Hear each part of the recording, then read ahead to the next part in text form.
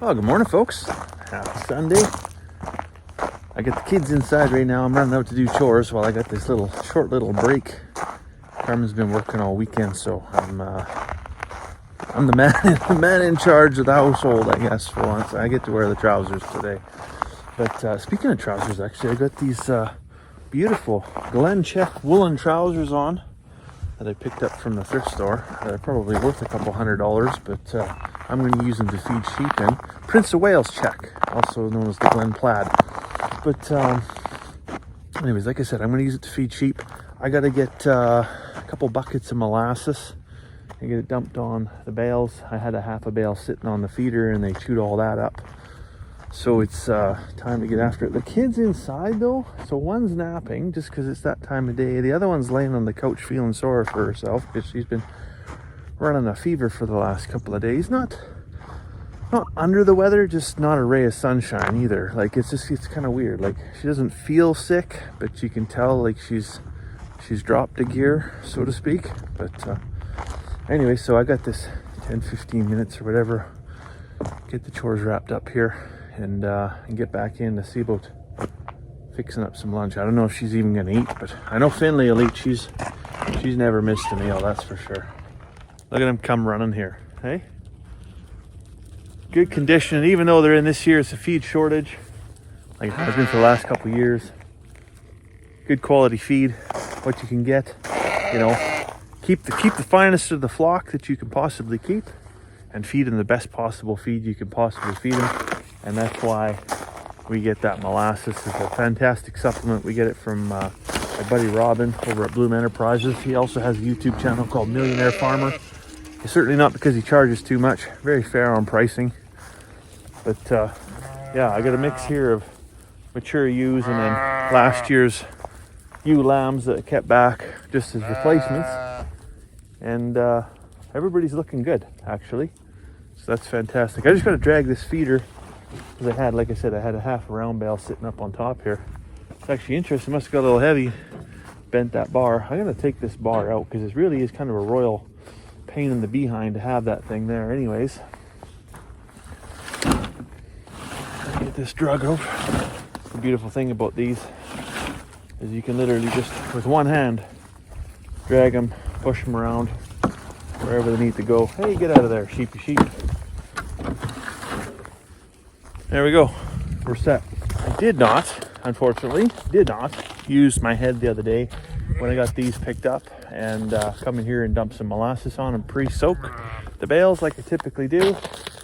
So I'm going to do that. Well, I'm going to cut this off on this one because this is what I'm going to use today.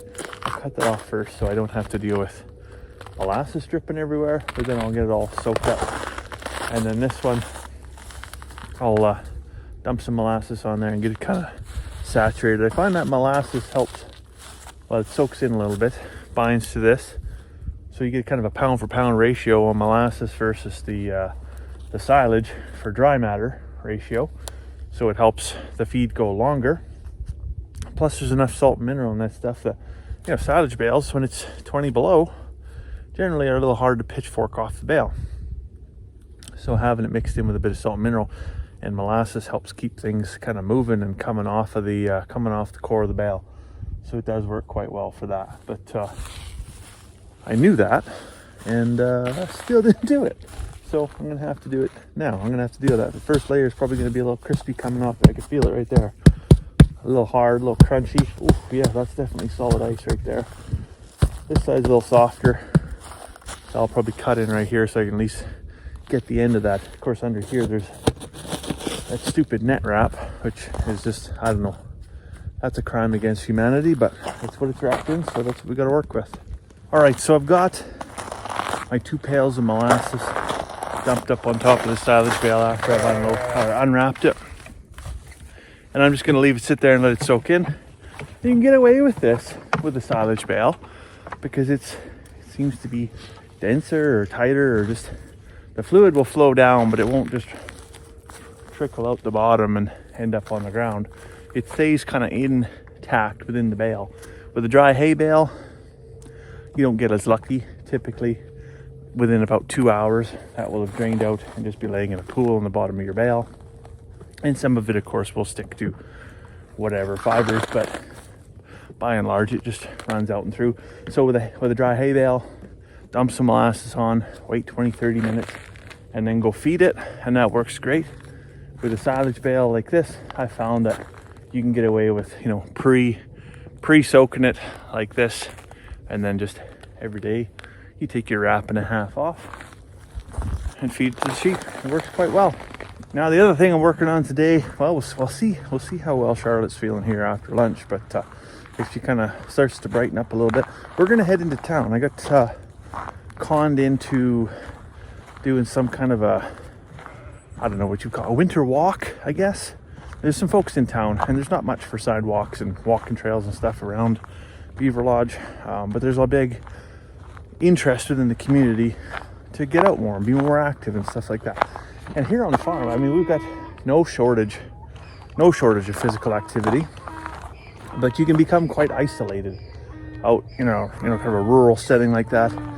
I mean, it's not just easy to just pop next door and go for coffee. Well, I mean, we could. I mean, we're right there, but for lots of folks, maybe it's not super easy. So you miss the social aspect of things.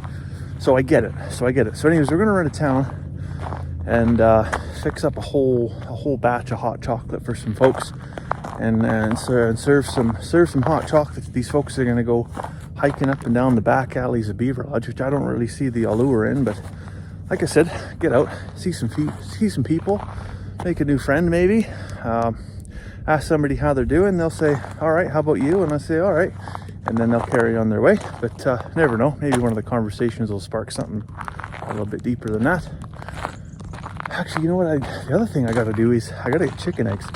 I did not collect the eggs the other day. So I probably got 2 days worth of eggs to collect. I'll quickly get them. And then run back in and check to see if Finn's woke up from her nap here yet or not. It's getting a bit chaotic here in the shop. Wintertime is always like you just try and bring everything inside and kind of keep it out of the elements.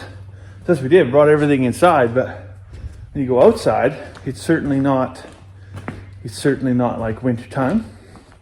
In fact, if you look in the lower pastures, there's just a tinge of white out there. By and large, there's nothing. There's no snow.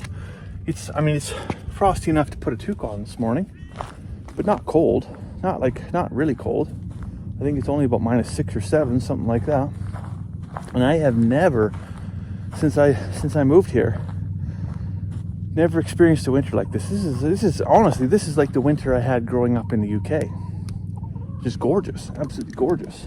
Anyways, the point I was going to make about the shop's getting overwhelmed, and I'm going to have to get in there and clean it up because Friday, the 22nd of December, we're going to do a live stream, myself and my buddy Robin, and on our joint channel, Smoke and Oak. I don't know what the theme is going to be, but it's going to be a Christmas special, so it could go anywhere. So, you know, we typically do them at 8 o'clock. So if you can join us on Friday, that's a day or two away, of course, but gives you a heads up. Anyways, it'd be fantastic to have you along.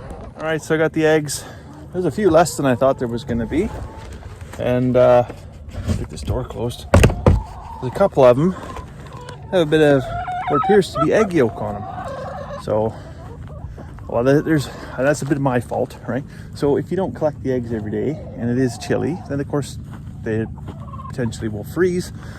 And when the egg cracks, some of these opportunistic birds will not hesitate to go in there and clean up what's left. And then you get yolk and all kinds of crap on your other eggs, which can then lead to some egg eaters. And egg eaters are not good. So we don't want to inspire them to, you know, become egg eaters by leaving the eggs in the coop. So I got to be more disciplined on getting out there every day and picking up the eggs. Because honestly, the only way I've ever found to stop egg eating is to make butter chicken and naan bread.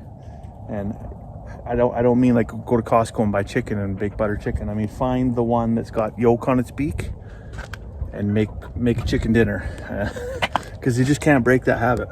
Anyways, speaking of eating, it's getting on. It's got to be getting close to lunchtime here. I'm getting a little bit of a rumbly and a tumbly. We're going to fix up a ham sandwich, see if the kids got an appetite. Maybe Finn's awake. and then we'll go make a barrel of hot chocolate for our winter walk.